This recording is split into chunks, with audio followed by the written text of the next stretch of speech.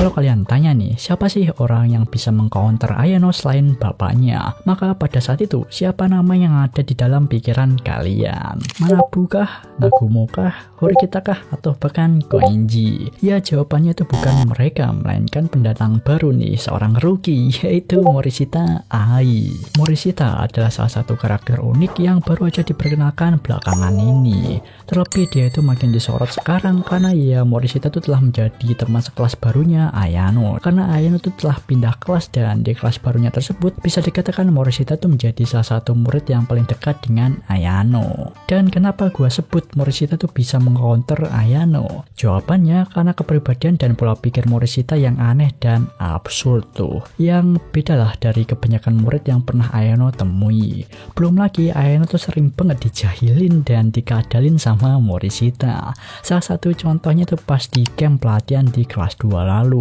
Morishita pada saat itu tuh memegang pohon sambil memejamkan matanya dan mengatakan kalau dirinya tuh sedang mendengarkan suara alam. Dan Ayano dengan polosnya itu cobain juga dong karena ya disuruh Morishita. Dan Ayano pun gak sadar kalau dirinya tuh lagi dipermainkan sama Morishita. Soalnya Morishita tuh ngerekam kejadian memalukan tersebut. Dan kebetulan nih di kelas barunya Ayano tuh dapat kursi di depannya Morishita. Udah sih kelar ya. Ayano jadi objek dari kerandoman Morishita pas gabut tuh. Contohnya relate lagi sama zaman-zaman gua sekolah dulu. Nah, pas lagi gabut nih, nyuwilin penghapus jadi kecil terus dilemparin ke teman. Dan itu yang dilakukan Morishita. Morishita tuh ngelemparin penghapus yang udah dikecil-kecilin tersebut itu ke kepalanya Ayano. Pas udah ketahuan pun Morishita tuh sempat-sempatnya tuh mengelak dengan mengibaratkan dirinya sebagai Jeanne d'Arc, kesatria suci yang membasmi kejahatan. Imajinasi anak ini emang lebih orang normal sih ya. Ayano menganggap ini sebagai bullying. Cuman Morishita tuh menyebutkan kalau bullying terjadi apabila orang kuat menindas orang yang lemah.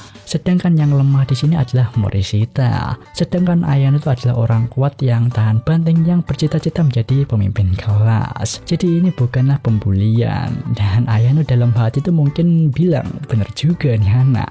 Ya walaupun Ayano nggak begitu paham dengan tingkah random Morishita, yang dimana Morishita itu juga suka main detektif-detektifan coy. Jadi kalau ada hal yang mencurigakan, Morishita tuh pasti bakalan cosplay jadi detektif ya untuk menyelidiki hal tersebut. Ya walaupun Morishita tuh random tingkahnya, nyatanya Ayano sefrekuensi coy sama Morishita. Morishita tuh jadi bagian ngejahilin atau ngerandomin lah. Dan Ayano bagian yang nanggepin tingkah dari Morishita tersebut.